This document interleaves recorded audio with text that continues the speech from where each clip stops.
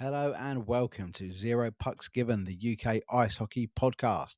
Happy New Year. I hope you had a lovely Christmas and a lovely New Year as well. And I hope you had some Hockey Art Co stuff under the tree. We are still in partnership with Mike and the Hockey Art Co. So the listeners to Zero Pucks Given get a 10% discount on everything site-wide at hockeyartclothing.co.uk. So if you've got some Christmas money, why don't you have a little look on that website and see what you can get for yourself. Right then, this is episode 67. We are back for 2024 and we are kicking off with a little episode that we did tease towards the end of last year. After the England Ice Hockey had their rebrand, just before it was made public, Daniel Smith, who's the board member who kind of spearheaded that rebrand, he contacted a lot of the independent media outlets. We were so glad to be considered as one of those that were worthy of sort of talking about it, and we got something in the books. So now that Daniel's getting his voice out there, letting people know what this rebrand is about and how it's all going to be working from now on in, we thought, you know what, we have to get it on and we have to let people know what's going on in our sport. So please enjoy. It's a little bit of a long one, but it's definitely worth listening to because it's all explained to you here so we can know exactly what's going to be going on with our game from here on out. So from England Ice Hockey, please welcome Daniel Smith.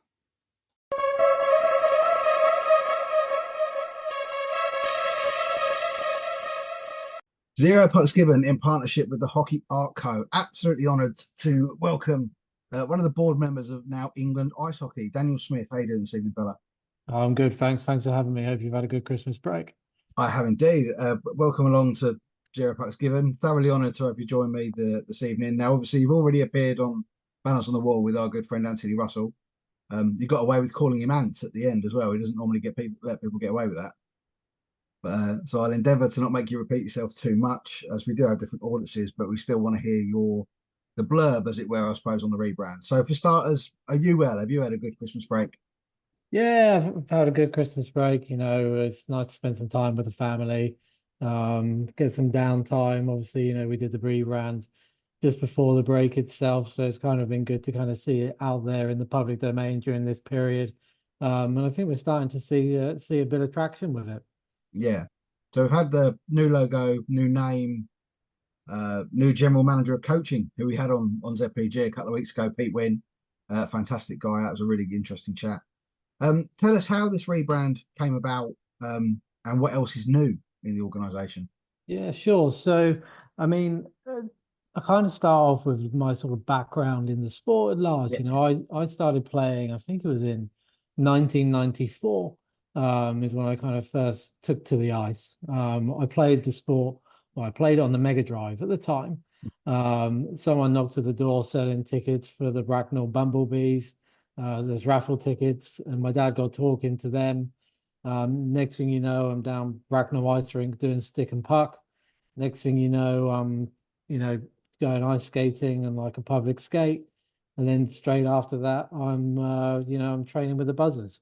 Door-to-door sales, that's old school, isn't it? Yeah, door-to-door sales, but it worked. It worked well. And, I played for best part of 17 years, was part of the association throughout that whole entire period.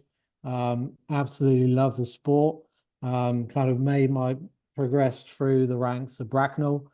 And then I think it was last year of 16s, I moved across to Slough, where I had a good 4 seasons with them, played with some great players, played for the Jets. My final year, made a few appearances, which was really nice. And then from there, I moved up to Blackburn, played up there for 3 years while I was at uni, and then came back down and played a couple of seasons with the Swindon Wildcats in the ENL, which was great fun. Again, really good team. Probably one of the best teams I played with, actually. Good spirit, good everything, and we won a few bits as well, and that was always nice. And during I'd say it was kind of during my senior kind of career, if you will. I started to become more aware of the role of sports governing bodies. In my day job, I've spent the last 16 years working in governing bodies, working in World Sailing, the IIHF equivalent, currently working for Motorsport UK, so the governing body for motorsport. I've done some stuff for England boxing as well. I've worked in all manner of sports during my career, and I've always found that you can make change when you're within an organization. If you want to influence, if you want to dictate the direction the sport's going to take, then when you're inside the governing body, you can do it. You've obviously got to take people with you on that journey. So for years, I kind of had my eyes, I think I stopped playing, I think it was about 2012, 2013, because I started to focus on my career more. And during that period, I followed the sport quite closely. I followed the governance of the sport. I obviously followed the potential merger between the home nations governing bodies and Ice Hockey UK with great interest. Obviously that didn't go through, but then I saw that there was an advertisement for independent non-executive director at the then EIHA. So I put myself forward, and it was always kind of my proposal to say, we got to rebrand. We got to do something, because when you look at ice hockey in comparison to other sports, we're behind. We're behind in terms of, the way we market ourselves. We're behind in the way that we bring new people into the sport. We're behind in our kind of digital presence as well.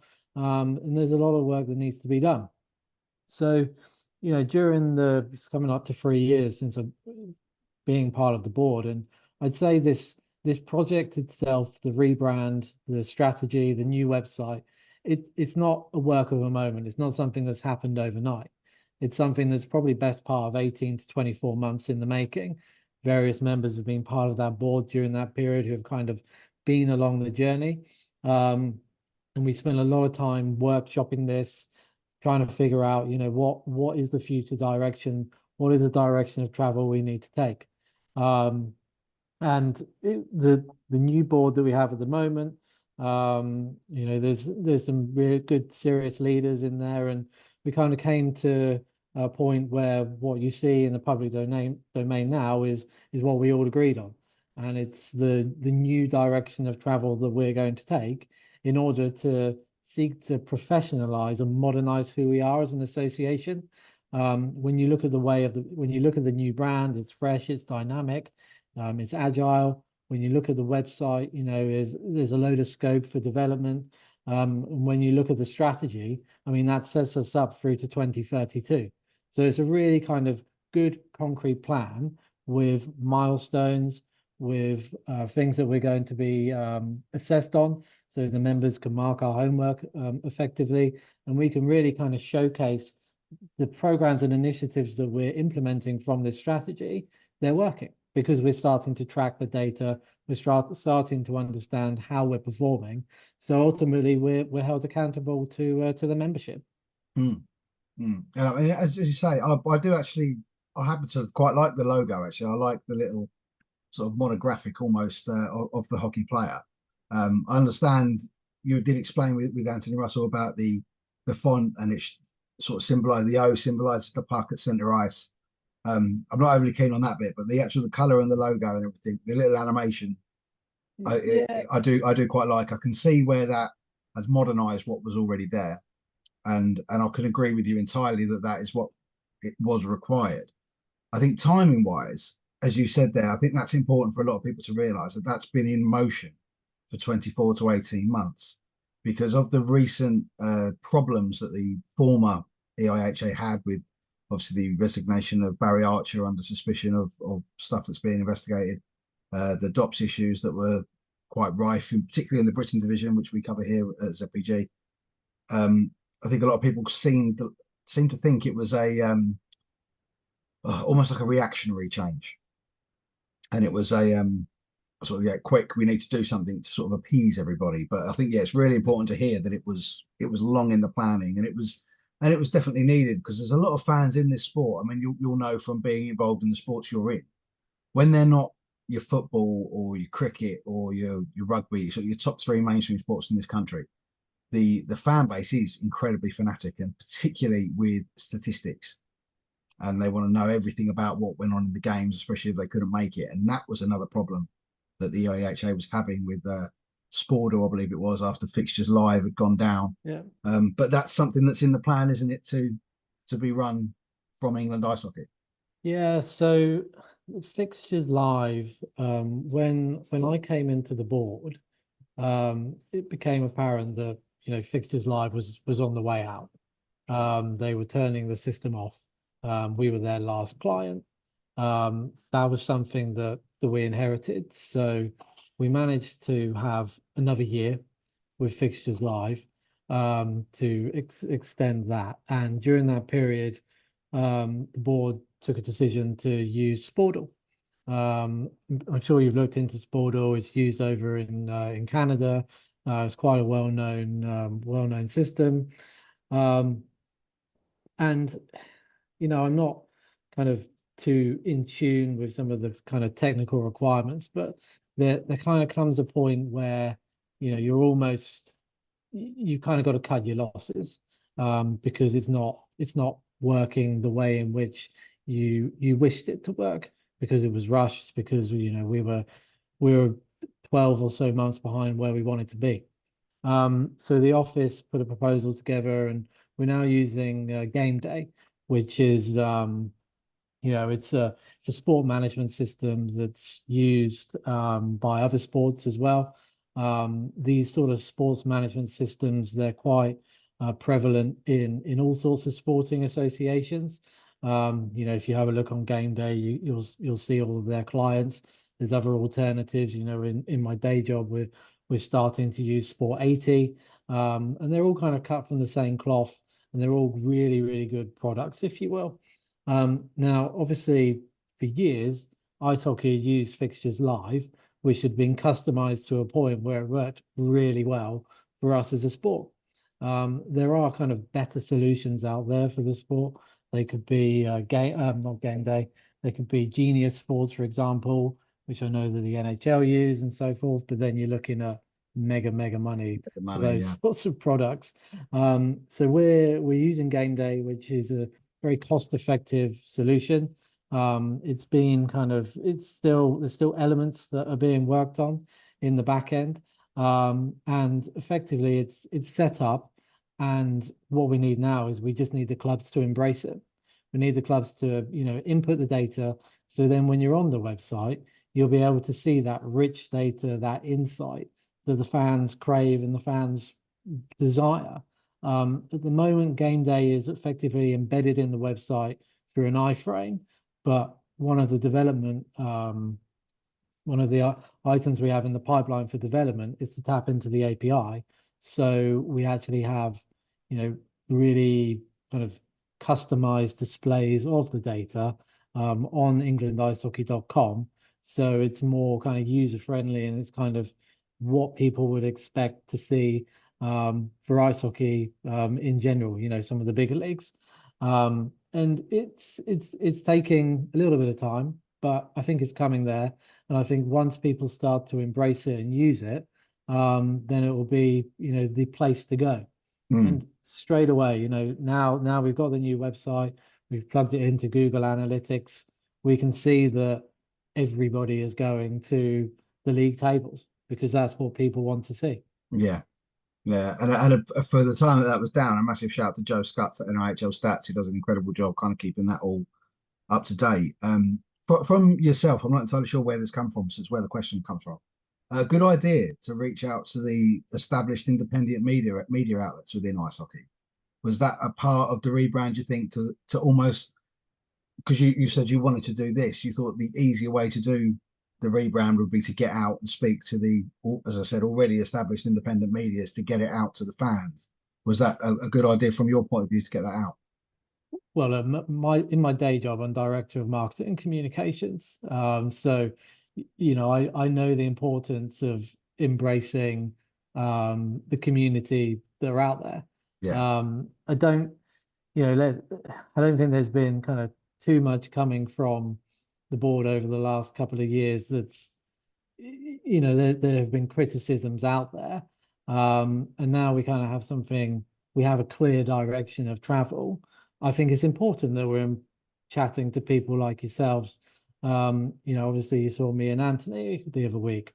I had a chat with Nicky Watt from 4,000 and Counting on the phone the other day, trying to get on with Pucking Mad as well. I think it's good to kind of chat to these independent media within the sport, because you do have good fan bases. And I think I remember the years of Hockey News and Power Play and so forth. Where everything's online and everything's played out in social media Mm. nowadays within this sport. So that's where people are. And I think it's important to speak to people and kind of showcase what we're doing and have a chat. And if the media like what we're doing, brilliant. If they want to hold our feet to the fire for something, then we'll have a talk about it. Was that something that you think was another part of the association that desperately needed modernising? Was the use of social media? In two ways, yeah. I mean, in the first way is what we're doing now. It's talking. Social media is a two-way conversation. And if you put something out, you have to expect to get something back. So that's why we're keen to kind of speak to people and so forth. But then also on our channels as well, there's never really been a kind of clear media strategy or a kind of clear direction. We kind of we've done things and hope they stick. But actually, one of the kind of work streams that's kind of fallen out of this strategy is to build out a dedicated social media strategy, a dedicated media strategy. And I spent a day just before Christmas with the head of ops from from England Ice Hockey, and we've now thrashed out a plan as to what we're going to do to sort of bring the sport to life on our channels. There's a good little audience there, and there's a lot of good content out there.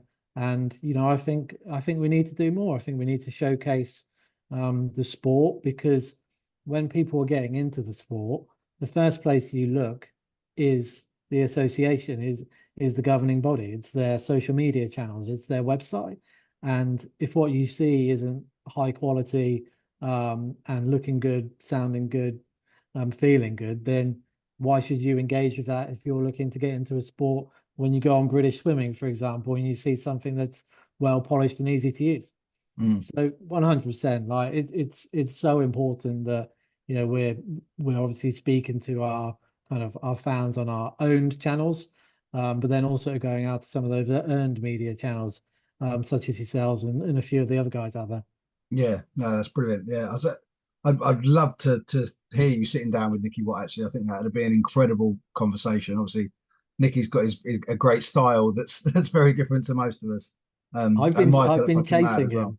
I've been chasing him. I would love to go on, because I played against Nicky in the juniors. Like I said, we had a chat on the phone for half an hour the other day. Um, I'd be delighted to go on and have a chat with him. Yeah, he's a good guy, and they do have probably the biggest fan base of the sort of the media accounts in UK hockey. So that would be a great one to sort of get it all out there.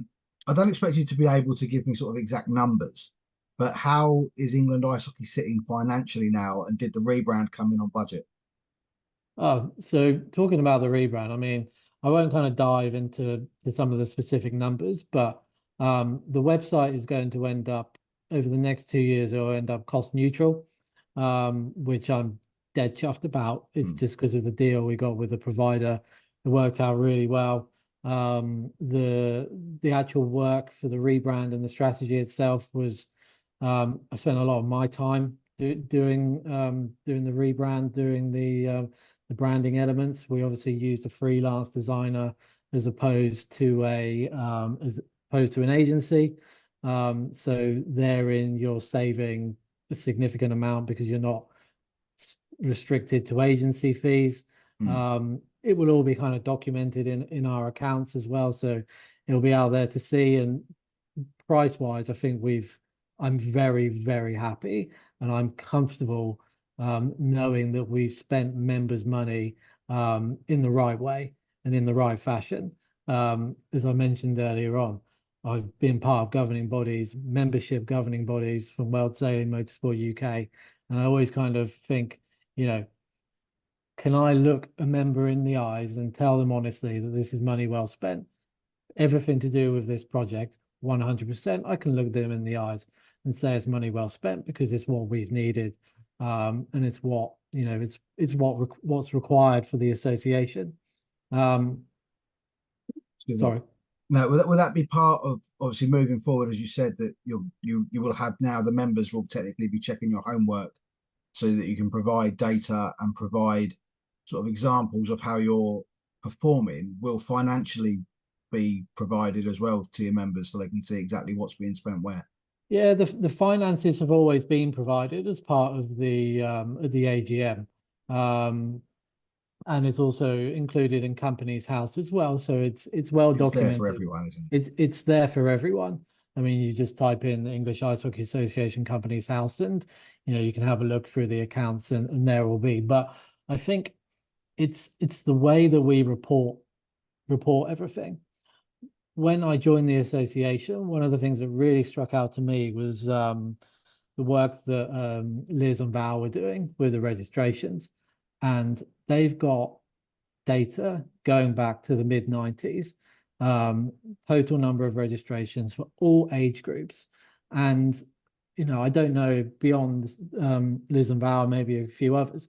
I don't know if that had seen the light of day anywhere else, but that is incredibly rich for us as a sport it? Mm. because that's effectively how we're performing. And that for me needs to be documented. You know, when you look in the strategy itself, and you take a look on the back page, well, sorry, the second to last page, where you see the measures of success. You know, we're saying we're going to report on the junior, senior rec para players. We're saying we're going to report on the number of players that have come through the system and gone into the GB program. We also take a look at the managers and off-ice staff, and then also the number of clubs. So what we'll do over the next few years is we'll start to build a data house where everything's stored, and when we report to the membership with the annual report each year, you know, well, this is where we're at last year. This is where we're at this year. If we Mm. see declines in certain areas, then we know why. I mean, there was a decline for COVID during COVID where people dropped off, but you know, we were talking about boxing beforehand and my kind of role there. You know, during COVID, loads of people dropped out. Mm. Um, Motorsport as well, people dropped out after COVID, and it's incredibly challenging for people to actually bring their community members back. One of the positive things that ice hockey's done is that it's actually coming to a point where it's where it was at before COVID. And this is something that we actually need to be celebrating and Yeah. promoting because we're doing okay. We're doing all right as a sport in comparison to others, but we just need to shout about it a bit more. Yeah, it's a long question warning. So to sort of like so they can listen to all parts of it. As you mentioned in a previous interview, they're talking about the registration records. The records they're proving is over 10,000 people playing this sport in this country, which is phenomenal. Where in England and Wales, obviously that's encompassed into England ice hockey. So there's a good foundation for the sport to build. Now, the sports that hockey are getting closer to and the ones that they're sort of out and around, is there anything that we can learn from them to progress in both ways? Can we learn from them to say that's a good thing to do, or learn from them to say no, that's not such a good thing to do to help us grow? Because I mean, as we said earlier, we're looking at football, cricket, rugby. Where is ice hockey? Good question. It's a really good question. Again, it kind of depends on your parameters for success. If you look at it on social media, you can look at it in number of clubs, you can look at it in number of members and number of participants. I would say the way in which you need to look at it is probably the number of players, number of managers, coaches, and number of volunteers at large. I mean, I don't necessarily have data from other sports to kind of give a something of a detailed answer, but the sports that I'm aware of, I'd say we're probably down a bit in comparison because it's not like football where you can pick up a ball and go play with your mates. It's not like basketball where, it's quick and easy and it's accessible. Ice hockey is reliant on a venue. It's reliant on equipment that is reasonably expensive. It's reliant on time commitment from a lot of people as well. But those, once you're in it, you're all in. You're 100% committed to it. You're there every weekend. Um, you know, well, not every evening, but an evening you're there, or the morning, or 2, 3 a.m., whenever it is you're training. Yeah. Um, and I would say that's probably one of the barriers to participation for the sport in this country. I think the only kind of way you're ever going to get around that is just increase pads. Um, you Yeah, know, well, I mean that kind of leads into my next question is that something feasible? Do we require more funding from Sport England or from somewhere even higher than that, perhaps some national lottery influence to create more, if not actual playing arenas, maybe just sort of practice rinks like the Ozone in Bracknell, which has been a fantastic facility. Yeah, when we were creating the strategy, I mean, one of the things that we were kind of talking about is you've obviously got these pop-up rinks around Christmas. What could you do with those? What could you do with that equipment when they're not being used in Covent Garden or wherever, or for general skating and so forth? Is there an opportunity there just to get people playing? In terms of, arenas, obviously ice hockey isn't the only sport that is Yes, of course, yeah. using the rink. So you owners have to look at it in a business sense as well. It has to be, you have to have the right market. You have to have the right number of people that are going to pass through the doors. I think what Danny and Kevin Fong have done at Ozone is brilliant, and it's what that would be the difference to growing the game in the UK. But I think that will not only help grow the game, but I think it will increase the quality of play in this country as well, Yeah, because we've we've got the players, we've got the clubs, we're I think believe we're on a par in terms of playing numbers to the likes of Denmark. We've got the fan base. Something is missing that's kind of taking us up to being a sturdy pool A nation, being a nation that's performing at 20s, 18s on the global stage. Um, and I think that's something that, if you're using Ozone, that's kind of small-sided, fast-paced, focus on the technical aspects, focus on your game as an individual. Um, that's something that I think will kind of help grow the level of play in the UK. To increase numbers of participants, I think that's where you'd need to get more, larger pads up and down the UK. But that's mm. obviously, like I mentioned, that's a business case for someone out there. Yeah, and possibly not for the large operator in the UK that's also having their fair share of problems at the moment. But that's an entirely different subject. So, as the association moves forward, then, uh, it would appear that the National League seems to be looking to leave the association at some point and perhaps sort of link up with the Elite League or even go on their own. Is that something that the EIH is prepared for? Is it something they agree with, disagree with, would like to keep them? Because it's one of the sort of the bugbears, I think, of the sport, that the player pathway doesn't seem to be there to go from a local academy to an elite league side because it's kind of all disjointed once you get past national.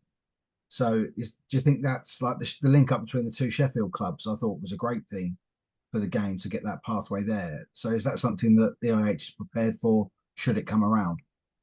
Well, the National League isn't kind of, as a board member, that doesn't sit within my sort of portfolio, if you will. So I'm not kind of in tune with some of the details of the conversations that go on day to day. When I was formulating the strategy, I had a really good chat with Steve now, just consulting with him, kind of getting his thoughts on everything that's going on. Um, so we're personally, I've kind of got a light touch to it. But my opinion is the National League has never really been properly marketed. Um, it doesn't really have a social media presence. It doesn't really have a strong website presence.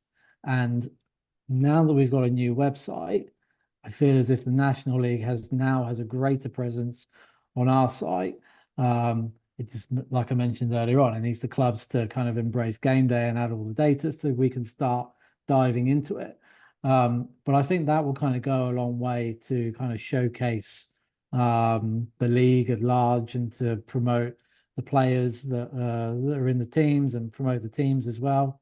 But then, in addition to that, as I mentioned earlier on, one of the things that I was doing a couple of weeks ago is focusing on that media strategy. Um, the league needs its own dedicated channels. It Mm. needs its own dedicated Facebook, Instagram.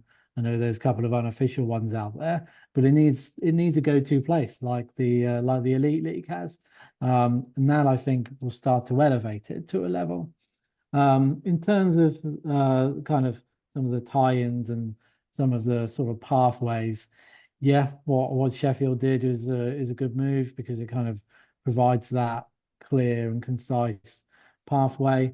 Um, and I think, yeah, work kind of needs to be done on that. But as I mentioned, I'm not in tune on the day-to-day to kind of give a really kind of detailed analysis and answer on that one. No, of course, that's understandable because it's obviously if the National League was sort of the state as it is. I mean, if we were to put this into sort of football terms, Elite League aside, as they're on their own, you've got your National League, which would be your sort of top echelon, and then your ones and twos below. There with the two-way contracts between the players, it seems to be quite a good flow of lads playing and girls playing up and down the divisions to get more experience. But as you go on marketing it, uh, a lot of I think, in fact, all the National League teams stream their home games online for fee. Um, does England ice hockey have any involvement in that, or is it all independent? And is it something they could look for all of the leagues to come under one umbrella? Yeah, it's all run by the teams. Yeah, this is one of the things that when I first joined, it's like, right, there's some work to do there. Because it's not run in a traditional broadcasting sense. Mm, Let's take the Premier League, for example. The Premier League are the ones that own the media rights. So they can go off, they can sell it to Sky for billions, they can sell it around the world for more billions.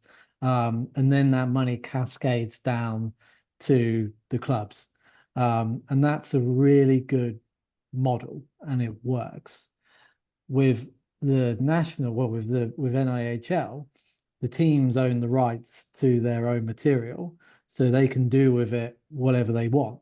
So in turn, there is zero consistency in the quality, there's zero consistency in the product, where it's streamed.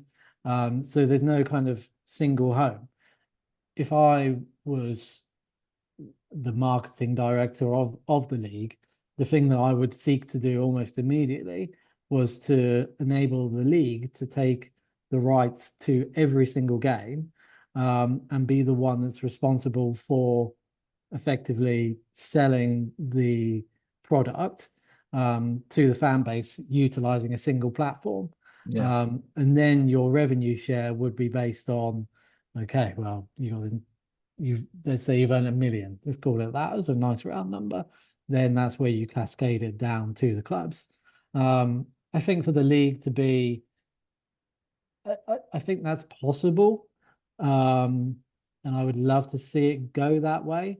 But I think it's a successful model for all of the teams that do it. And I don't know if they would be willing to change. But like I said, Mm. if But if I was provided, yeah, providing their share didn't go down, yeah, I would imagine that they might well be willing, as the most sort of question that's asked all the time when a team's streaming a game is it any good? And if it was quality controlled from above, so that you knew that every stream was the same level of quality, the audio was right, it didn't buffer and have all of that sort of stuff, I think it would be a lot more successful product. It's something I'm trying to sort of bring in within the NIHL one South. because there's only one team I think that streams their games, and that's Milton Keynes, because it's all set up there because the Lightning do it. But yeah, I think it's something to be done for all over, because it's not for the home fans. The home fans will always pack their rink for their team. It's for the away fans that either can't get a ticket or can't make a 3 hour journey on a Sunday evening. Yeah, I know what you mean. I mean another case study is with the Football League conference, the Mm, Conference League. Obviously, when Wrexham were playing, they couldn't stream any of their games, no. and they were huge over in the US because of the model. But it all comes down to the model. It's technically possible. It would just need every team to kind of buy into it, and drive it forward. Yeah, who knows? It could be something that happens in the future. And definitely a sort of a shift in that modern direction. Yeah, yeah. Anyway, are there any specific plans? I have read through the strategy, but I'm not going to sort of quote it word for word, because your wording of it is much better than mine would be. Are there any specific plans in place to continue to grow as part of the sport that's growing incredibly aggressively, which is the women's game? Because is there a different way of targeting women to come and play? Yeah, I think that the women's game has really grown over the last few years, and the general manager, Faye Andrews, has done a tremendous job, kind of really getting that to a really, really good place. I think when you talk about, or when we talk about promotion of the sport at large and trying to get more people involved and included, girls are obviously included in that. We're Mm, not just talking solely about boys. no. And the pathway for the girls to get into the game was obviously improved. Back when I was playing, you had the women's league. I think we had girls playing with us all the way through 16s and one or two playing in 19s. And it wasn't necessarily the right way to go about it, because there wasn't the demand, but now there is the demand. So if we can continue promoting the sport to girls, promoting the sport, having good league structure, having good procedures and processes in place that encourage them to pick up a stick, head out onto the ice, then yeah, that's certainly something that we'd look to do. Yeah, and as you said, yeah, Faye doing a fantastic job. She was a great guest on here earlier this year as well, talking about the women's game. Um, so along with the rebrand, and again, I know this isn't your sort of area of expertise, so I know I'm not going to get anything too concrete out of you. I think we can't let this go by without talking about the DOPS. And there was a lot of stuff that kind of went up and down. Nikki Watts, we spoke about earlier, did a couple of episodes with Shane Moore, the Oxford GM, regarding an issue they had with a particular player. Is that process going to change, or will it just be managed more closely? Well, obviously, I think it was Mike Maiden's resigned from the post, and we'll be looking to recruit for someone new in that role. Um, Fan voices and opinions, and player voices and opinions, coaches' voices and opinions, I think they matter. Um, and you also see this in the Football Premier League as well, with all the VAR decisions and so forth. It's one of those that I think it's incredibly challenging to get right, because everybody has an opinion. But it's one that we certainly need to take a close look at and get someone in post who really understands the nuances of the sport.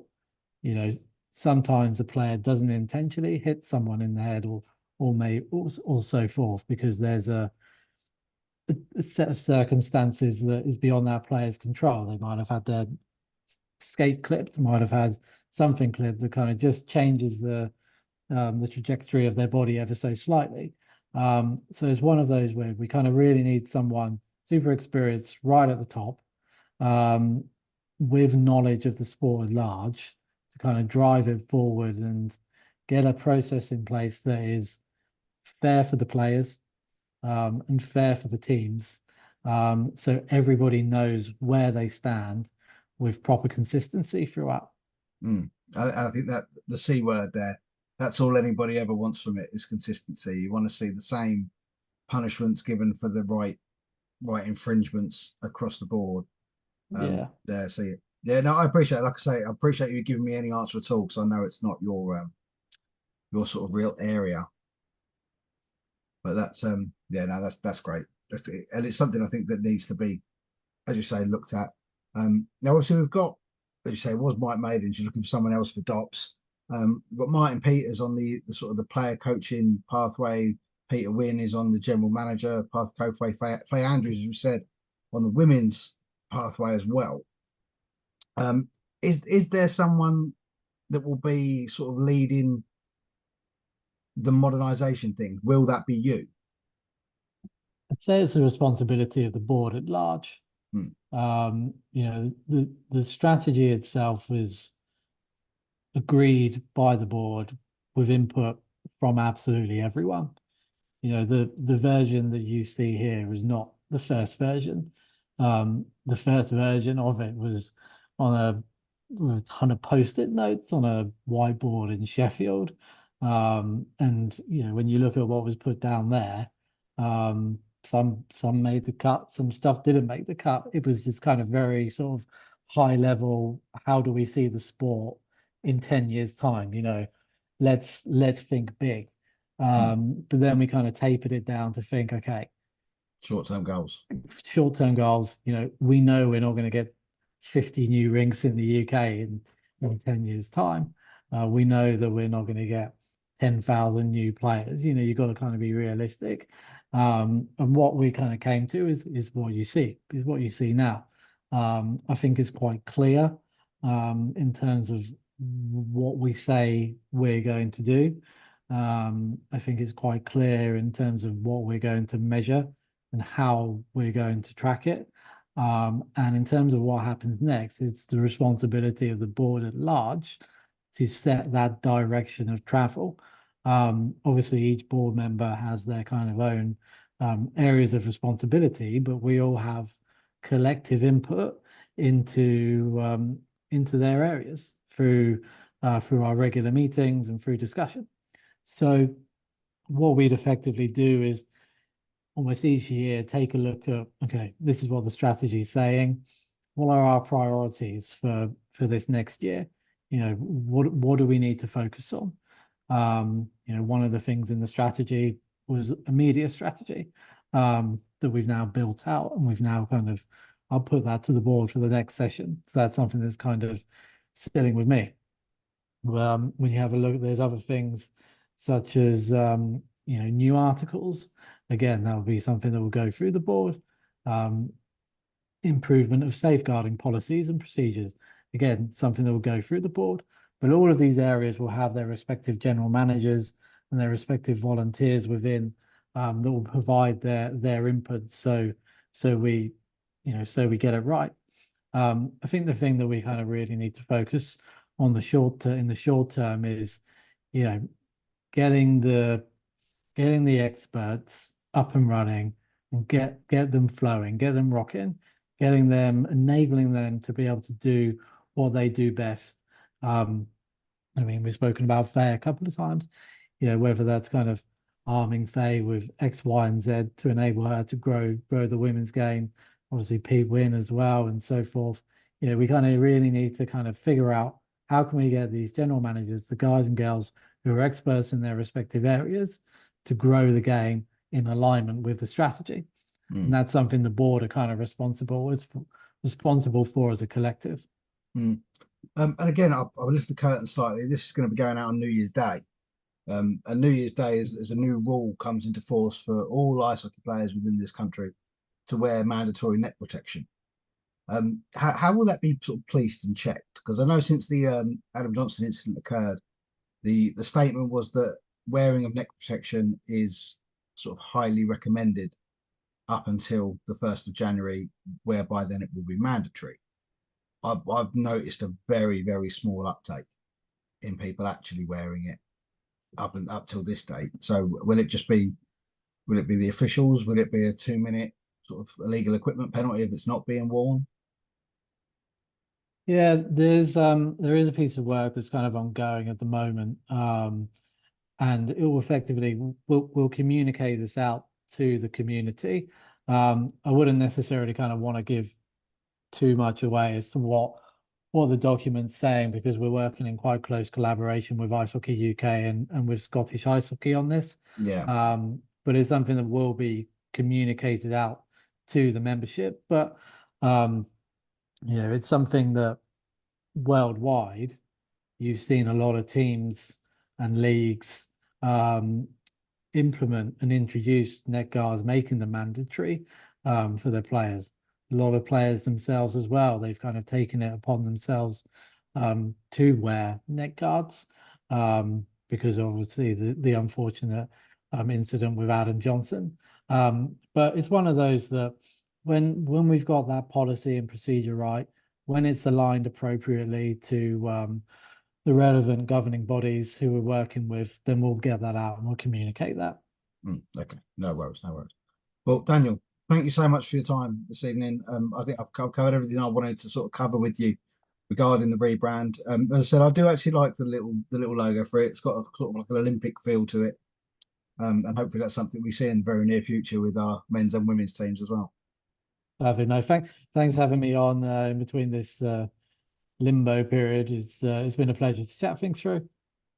Yeah, no worries at all. Thank you so much for reaching out. As I said, I thought it was a great idea to sort of reach out to the already established media outlets, and to sort of get your point of view out there, because people just sort of reading it on social media, they might, as you said, it's a two-way. Then they sort of come back and comment on their opinion and whatnot. At least this way, you get it all out in your words, and it can be, people can take it as they wish. Then. Exactly. Thank you so much for your time, and I wish you all the best of luck with moving forward with England ice hockey. Lovely. Thank you very much.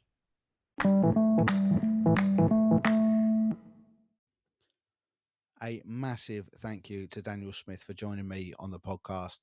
As I said, a little bit of a long chat, but we kind of got everything that we needed to get out of it to try and understand where the sport is going to be going in the future after this rebrand to England ice hockey, which, you know what, I'm excited. I think it's a good thing. I think it's going to be moving it in the right direction. But the proof will be in the pudding. You know, short-term goals we'll be seeing at the end of this season, halfway through next, and then the end of next season we'll be seeing how they go. And as Daniel said, they'll be telling us how they're doing. If they're not doing very well, they will let us know. If they are doing well, they will also let us know. So I think that's got to be good, working both ways. So thank you so much for listening to that chat. I've really enjoyed doing that one. Coming up then for the rest of 2024, the same old stuff that you're used to. There'll be the roundup episodes coming out hopefully every Monday night, rounding up all of the weekend's action with those exclusive coaches' thoughts. So grateful for the coaches for providing those. So the first one of those will be coming out next Monday after the teams head back to the ice for the 6th and 7th of January. And that will also include that little midweek fixture that we've got going on in Slough, as the Solent Devils are heading up to the hangar for a Wednesday night game on January the 3rd. So that will also be included in that. And then guests then, as we move forward into 2024, we've got a couple of Buccaneers confirmed as coming on at some point. We're going to be speaking to Courtney Grant, and we're also going to be speaking to the top point scorer for his age group not at this stage. He's already scored more points at this stage than anyone his age has ever scored in the NIHL 1. We'll be speaking to Brindley Caps at some point. And we will also be jumping in the pipes with the Invicta Dynamo's Nettie Owen Ryder. So looking forward to that one as well. Obviously, we're going to be looking out for the WNIHL results as well, and hopefully getting a couple of more players and teams on from that league so that we can find out what's going on in the women's game. And anybody else that's involved in the sport, if you enjoy listening to the podcast and you want to come on, shoot me a message and we'll sort something out. So thank you once again for listening. That episode is also available on YouTube. You can subscribe there so you don't miss out on any of the videos that go out. There is hundreds upon hundreds of hours of content available on the YouTube channel for you to peruse at your own leisure, as well as all of the episodes of the podcast available on Spotify, Apple Podcast, Amazon Music, and pretty much wherever you get your podcast, even though Google Podcasts has now died a slow death. But it's everywhere else you could possibly find it. And of course, on all the social medias, you can find Zero Pucks Given on Instagram, on Facebook, on X, on TikTok, on Snapchat, and of course on Threads if you're that way inclined. So thank you once again for listening. I will see you next time.